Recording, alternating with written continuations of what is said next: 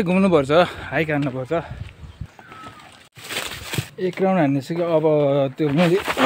झर्ना आउने चाहिँ यही हो है टप माथिबाट त्यहाँबाट सर तल आएर टक्क यहाँबाट यस्तोरी गएर टक्क त्यहाँ खोला आउँछ है पानी चाहिँ थोरै मात्र छ है सबैजनाले नमस्ते सन्चै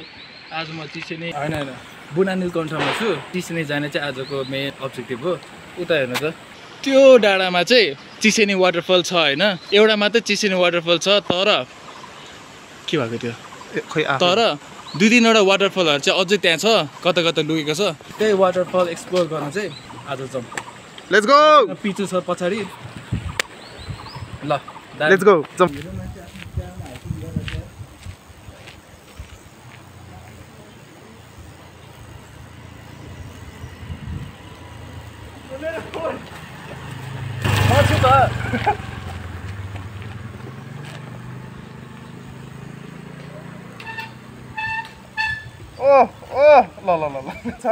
जामात मेरो चाहिँ त्यो गुम्बाको नाम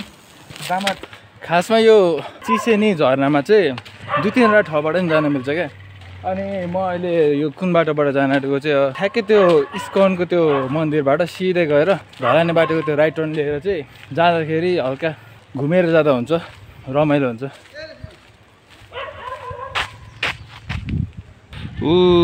त्यो माथिको चाहिँ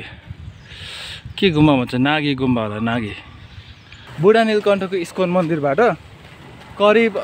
20 मिनट कि 30 मिनट जति लाग्छ माथि त्यो चिसेनी झरनामा पुग्न अनि बाटो यस्तै छ अहिले चाहिँ लाइक सिमेन्टेड बाटै छ होइन अगाडि कस्तो हुन्छ बाटो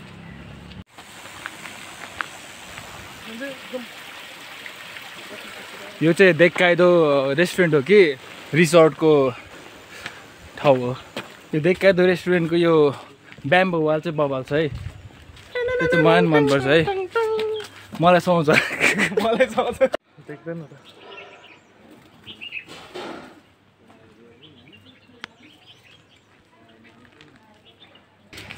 खासमा म यो चिसेनीमा चाहिँ 2-3 चोटि आइसकेँ होइन अनि भ्लग गर्ने चाहिँ लास्टै इच्छा थियो तर आज बल्ल बाटो छोडेर भइरहेछ म चाहिँ फर्स्ट टाइम आएको चिसेनी है गाइस चिसेनी झरनामा चाहिँ म 2-3 चोटि आउँदाखेरि पनि एउटै झरनामा गएको छु क्या अहिलेसम्म तर त्यहाँ अझै 2टा झरनाहरू पनि छ क्या त्यो चाहिँ मैले अरू भिडियोहरूमा देखेको थिएँ तर अहिलेसम्म गएको छुइनँ अनि आज चाहिँ त्यही ठाउँ एक्सप्लोर गर्नुपर्छ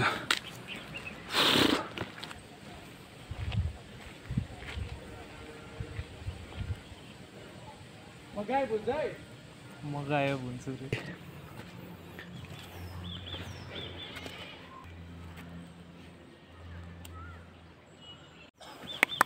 आइज आइज आइज शाबास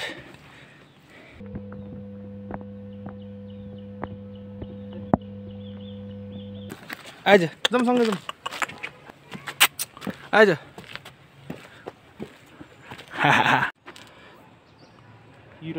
तल बुढा नीलकण्ठको इस्कन मन्दिरबाट हिँड्दै हिँड्दै ढलाने बाटोबाट चाहिँ यो भर्याङसम्म पुग्न चाहिँ 10 मिनट जति लाग्छ होइन अनि त्यसपछि यो भर्याङको बाटोबाट चाहिँ खै कति मिनट लाग्छ अब हिँडेर थाहा हुन्छ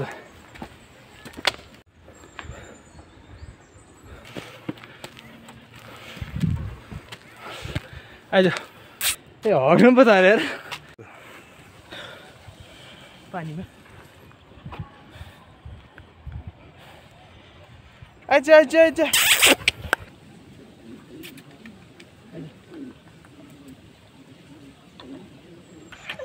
बेसरी हाने हो खै आधे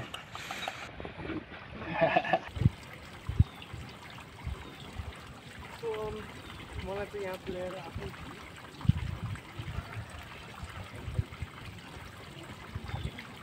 भर्याङको बाटो चाहिँ सकिसक्यो होइन ठ्याक्कै हामीले त हेऱ्यो भने चाहिँ राइटमा चाहिँ यो नागी गुम्बा देख्छ है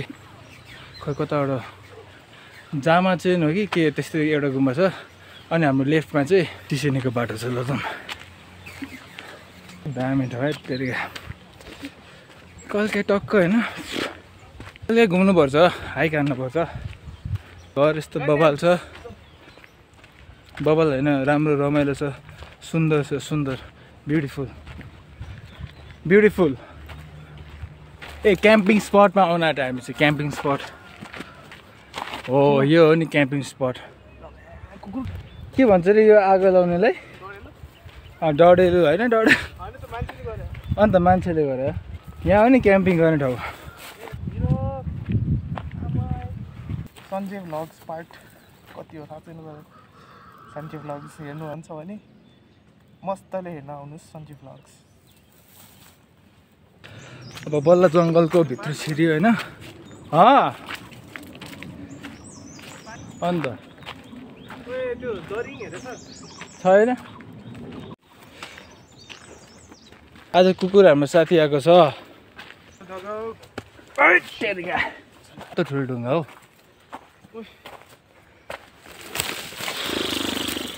अब झर्ना देख्यो कि एक डुब्की लाउनु पर्छ भनेको झर्ना आउन आँटिसक्यो ल पानी छैन क्या हो ए उता उता उता यहाँ होइन यो बाटो होइन आयो आयो पानी छैन क्या हो खासमा झर्ना चाहिँ यही ठाउँ होइन तर पानी चाहिँ छैन यार यही बाटो हो र होइन जस्तो लाग्यो यार ब्रो यसरी नजाऊ यार ओइ ओइ ओइ म आउँदिनँ यार त्यहाँबाट पौडी खेल्यो यसले चाहिँ पुरै खानु मन लाग्छ जस्तो खासमा त्यो चिसेनेको एउटा झर्ना चाहिँ यो हो होइन तर अहिले अब पानी रहन्छ तर अर्को झर्नामा जानुपर्छ एकछिनमा जाऊँ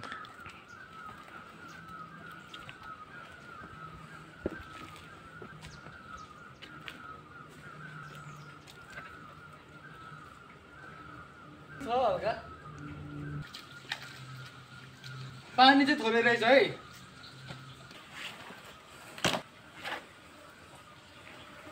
ओए स्विमिङ गर्ला शिट ल भयो ल गर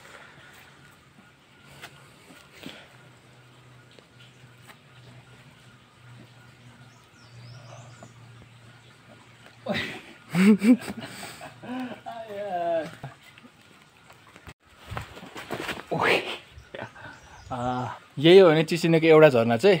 पानी चाहिँ थोरै मात्र छ तर क्लियर छ है एकदम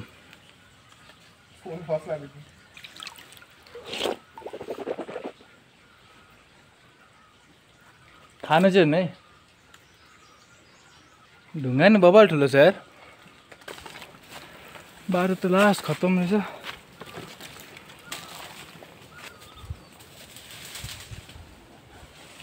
फक डेड एन्ड रहेछ नि त एक राउन्ड हानिसक्यो अब त्यो मैले हामीले खोजेको त्यो झर्ना पाएन है अर्को अनि बाटोतिर अर्को झर्ना भेट्यो भने दामी हो न त त्यस्तै हो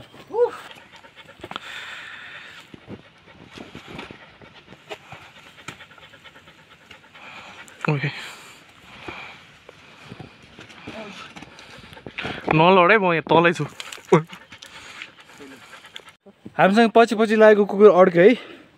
खै कहाँबाट घुमेर आउँछ अब त्यो आइज आइज आइज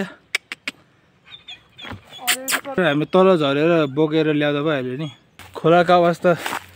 आयो झर्ना चाहिँ आएको जस्तो छ तर ए यही त हो नि झर्ना यो नम्बर 2 झर्ना हो होइन अर्को झर्ना यताबाट जान्छ क्या बल्ल थाहा भयो नि त मलाई सेट अर्को झर्नावाला स्पट चाहिँ यो होइन खोइ तर पानी छैन पानी छ नि त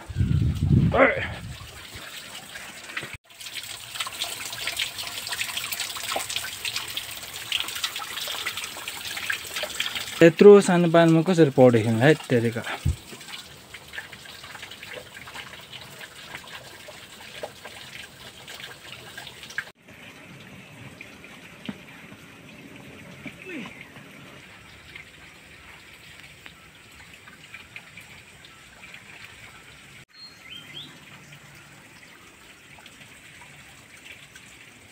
बल्ल मैले भनेको त्यो थर्ड झरना भेटियो होइन।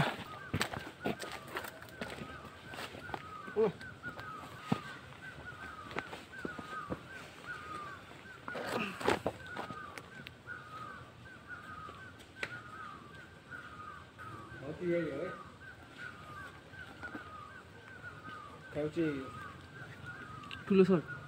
यो भयो। अब अर्को चाहिँ म एक्सप्लेन गर्दै हिँड्छु। पानी नभएको झरना हो। पानी चाहिँ सुखाइरहेछ, तर यहाँ बेस्ट टाइम आउने भनेको चाहिँ दसैँतिर हो क्या। पानी पर्ने सिजनमा चाहिँ एकदम पानी बढी भएर यहाँ एकदम डेन्जर हुन्छ होइन। त्यही भएर चाहिँ बेस्ट टाइम भनेको पानीको सिजन सकेपछि ठ्याक्कै आउनुपर्छ क्या। अनि त्यतिखेर चाहिँ ल यस्तो ठाउँमा पौडी खेल्दाखेरि झन् क्या मजा आउँछ। ल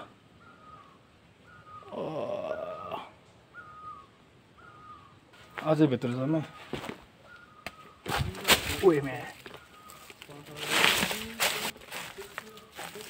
हो। राम्ररी हेर्दाखेरि त झन् ठुलो देखेर चाहिँ यहाँ माथिबाट पानी आउने ठाउँ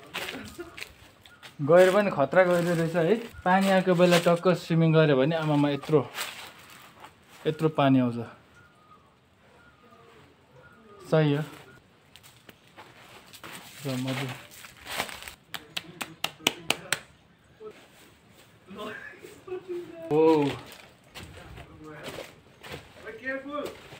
ल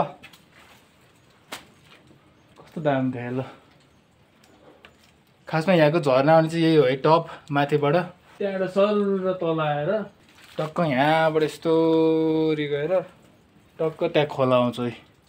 अनि यही खोलामा चाहिँ मान्छेहरू पौडी खेल्छ क्या। मैले चाहिँ अहिलेसम्म खेलेको छैन, तर अर्को पालि चाहिँ